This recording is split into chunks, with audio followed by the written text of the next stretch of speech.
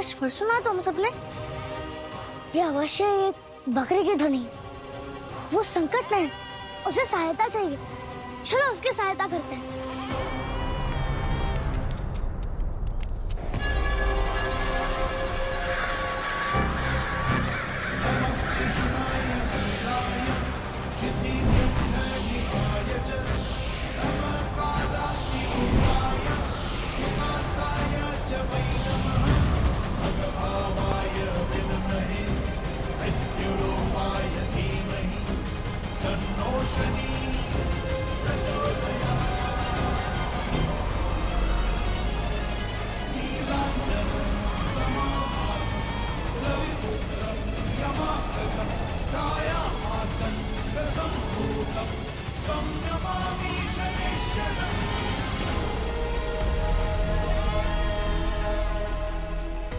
वो ध्वनि वहीं से आ रही है, ऊपर से। परवाह बढ़ जाना वर्जित है हम वानरों के लिए, पर हमें जाना होगा। किसी के प्राण संकट में है। रुको मारुति, वो स्थान हमारे लिए नहीं है। वो मनुष्य के क्षेत्र है, बड़े क्रूर होते हैं वो। रुको मारुति, रुको। बाली बाली बाली बाली बाली बाली बाली बाली बाली बाली बाली बाली बाली। या कुछ ठीक नहीं लग रहा। चलो लौट चलते हैं। इस बलि को स्वीकार करो प्रभु, हमारी रक्षा करो। मैं उस बकरी को बचाए बिना नहीं जाऊंगा। तुम चाहो तो लौट जाओ। अरे मारुति, ध्यान से, गिर जाओगे। माता कहती है व्यक्ति तब गिरता है जब वो किसी की सहायता से मुंह मोड़ लेता है।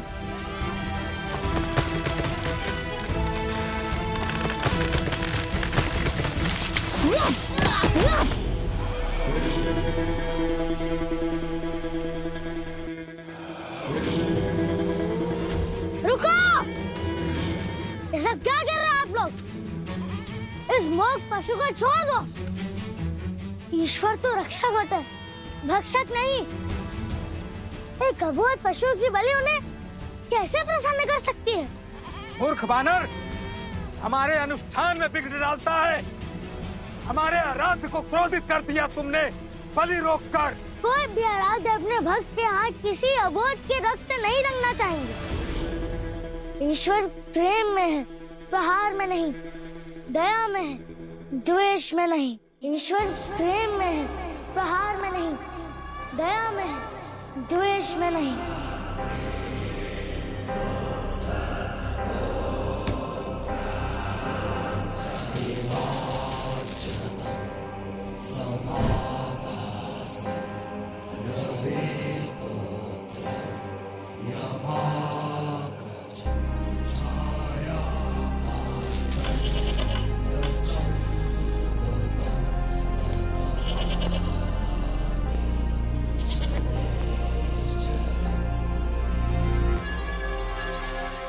ईश्वर की इच्छा क्या है, ये तुम्हें कैसे ज्ञात हुआ बालक? अरे इसमें कौन सा भेद है आचार्य? आराध्य बलि से प्रसन्न नहीं होते। सच्चे मन से उन्हें पुकारो तो हर संकट टल जाता। किसी निर्दोष के प्राण लोगे तो वो तुम्हारे प्राण की रक्षा कैसे करेगा? विश्वास नहीं है तो मेरे आराध्य श्री राम का नाम एक बार जप कर देखो, सारे दुख दूर हो जाएंगे। एक मानव और आराध्य, ये वानर अवश्य ही वन से कोई मादक बूटी खा के आया है। नहीं, ऐसा कुछ नहीं है। मैं पूरे चेतना में हूँ। जटायु काका कहते हैं कि ईश्वर हमारे समक्ष किसी भी रूप में आ सकते हैं। वो मनुष्य है तो क्या हुआ? बस एक बार उनका नाम लेकर देखो, हर संताप टल जाए। मैंने स्वयं देखा, कण कण में है वो। अच्छा, तो दिखाओ